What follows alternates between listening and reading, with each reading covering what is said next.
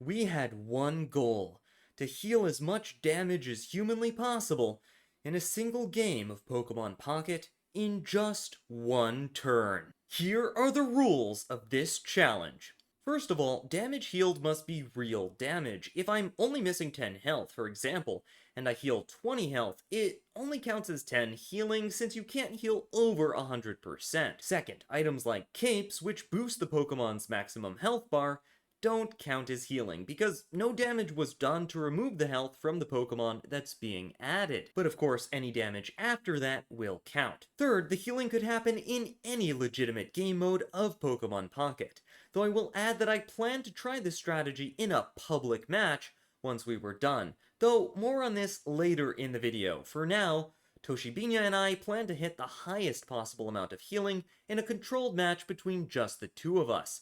So, let's get to deck crafting. We had two decks to craft: the healing deck, which would focus on setting up for one big turn of healing, and the damaging deck, whose job it was to deal exactly the right amount of damage to the healer to help them prepare for that one perfect turn. Now, there's a lot more to our plan, but I'll explain the rest as we Pokemon battle. I started out with a list of the best healing cards in the game, from Pokemon like the dreaded Wigglytuff, I'm sorry if you wonder-picked this, to Shaman, to items like Erica and Potion. But genius Gimmick Squad member Toshibinya immediately got to typing out a complete move-by-move schedule of abilities and item uses, and I want to give them a huge shout out for partnering up with me to make this happen. They contributed a lot to the strategy in this video. Now, this is the plan we ended up working out. We would use 4 fully evolved Stage 2 Pokemon for our one turn of ultimate healing. 2 of them would be Venusaur EX. Venusaur EX has the highest health bar in the game right now, sitting at a crazy 190 health. With capes, we could boost this up to 210. Now, Venusaur could technically use their attack to heal, so we needed to know what would happen if a fully evolved Venusaur attacked a Rocky Helmet Drudgeon.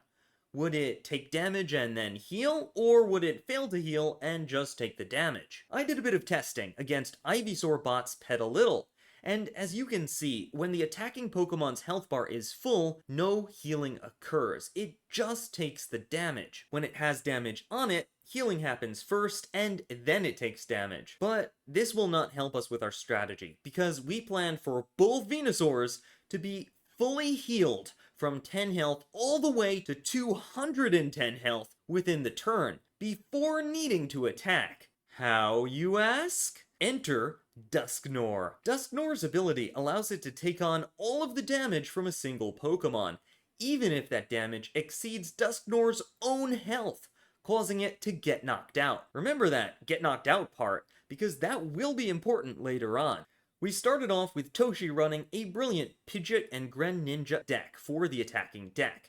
The plan was to use Pidgeot to help me retreat and shuffle Pokemon, and then Greninja to both attack and use its sniping ability to ensure we did exactly the right amount of damage to every Pokemon. But this was the deck I was using for the healer. 18 of the cards in this deck are 100% necessary, giving us only 2 cards to actually be able to switch to anything we wanted. For the remaining 2 cards, I chose 2 Professor's Research, which only exist to help me draw the cards I need in time. But time was a problem. As the turns counted down, we realized that there was simply no way for me to draw and evolve all 4 Stage 2 Pokemon in time. In a match between 2 players, even a private match, there's only 30 turns, and that's only 15 turns per player. Between not finding all of the basic Pokemon early enough in the game, since I had no room for Pokeballs, and needing to wait a turn for each successive evolution, we just couldn't get both Venusaurs and both Dusknoirs onto the field in time and had to surrender. After our first failed attempt though, Toshi had another genius idea: Chatot. Chatot's attack allows you to reshuffle your hand and draw cards for each card in your opponent's hand. Since Toshi really didn't need to play that many cards, we could use this to help me draw down my own deck more quickly, but this led to another problem. Remember how I said Dusknoir will self-KO if it absorbs more damage than it has health?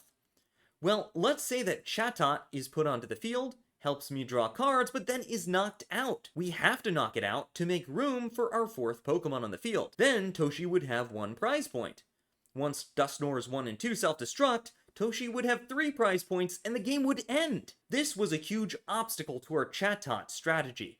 But when I pointed this out, Toshi had just the solution to make this work: Fan Rotom. Fan Rotom can send a Pokemon back into your hand from the field without giving anyone a prize point. This would allow us to use chatot, which would in turn allow us to draw all of the Pokemon in time to put them onto the field before turn 30. Thanks to chatot, everything had finally come together, and now we could attempt the ultimate turn of healing. I replaced the 2 professors' research in my deck with 1 chatot and 1 Iona, with the Iona to help in situations where I didn't have any playable Pokemon to help speed up the evolution process. We started with Game 2, and by the incredible luck of Misty herself, I managed to snag Chatot as my first Pokemon. The game went really well with the Chatot strategy working flawlessly, but then this happened.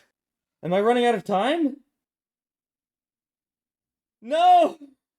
No! We're not gonna make it! No! No! I had forgotten about the turn timer. After apologizing profusely to Toshi, we entered Game 3, and were able to set everything up. Now, here is our full strategy for the biggest asterisk possible heal in a single turn. I began by using the water energy I added to the deck to allow me to play Irida and have it heal both Dusknoir for 40 health each, a total of 80 healing so far. I then played 2 potions on a Dusknoir, bringing our total healing to 120. 120 is already crazy, that's like the health of a Pokemon. But we are nowhere near done. The Dusknoir then used Shadow Void to fully heal a Venusaur by 200 points. Look at that crazy healing! That's 320 healing so far, more health than any Pokemon could ever have by far. The Dusknoir knocks itself out, and I play Shaman down in its place. Shaman heals the remaining Dusknoir and Venusaur by 10 health each. We are now at 340 damage healed. The final Dusknoir bravely sacrifices itself for the final Venusaur, and we end up with a whopping 530 points of healing done in a single turn of Pokemon Pocket and video. But wait, did you notice a few things? Why did I put an asterisk on biggest asterisk possible heal? And didn't the thumbnail show a much higher number healed than 530? And whatever happened to that public lobby match? Weren't we gonna do one of those? Well, you see, before we did our incredible 530 heal in a single turn, Toshi had a genius idea that was so powerful, we actually had to make a 4th rule banning it to prevent the challenge from becoming just too easy. This genius idea allowed not only for the 7,920 health heal in a single turn, which I'm about to show you, but actually, it could be exploited for even more healing. And in fact, I did heal more than that, I just lost count. Let's check it out. You see, Toshi realized that Dusknoir can actually use its ability without any limit in a given turn. That means that if you have 2 Dusknoir, they can just heal each other back and forth until the turn runs out of time. I realized that in a match against a bot, there is no turn timer, and so the most damage you could heal in a given match is infinite. Infinite! But we thought, nah, that's too easy, and right before we got started with our actual plan, we decided to make rule number 4, Dusknoir cannot ever heal Dusknoir. I still did it just to prove that we could reach the number on the thumbnail, and in theory, it would be fair game in a public match, because in a public match there is a turn timer, and this would be the optimal strategy for healing the most possible in a public match in a single turn, but I felt like that would be griefing. I mean, having to watch your opponents do this for 90 seconds, so yeah. No public match, no Dusknoir cheats, back to the hard way of doing things. We healed for 530 legitimate damage in a single turn of Pokemon Pocket, the most asterisk damage asterisk that can be healed asterisk at the time of this video. If you manage to beat this now or in the future, let us know down in the comments and stay tuned for more crazy and game-breaking shenanigans. I'm the Sneaky Dragon, and I'll catch you later.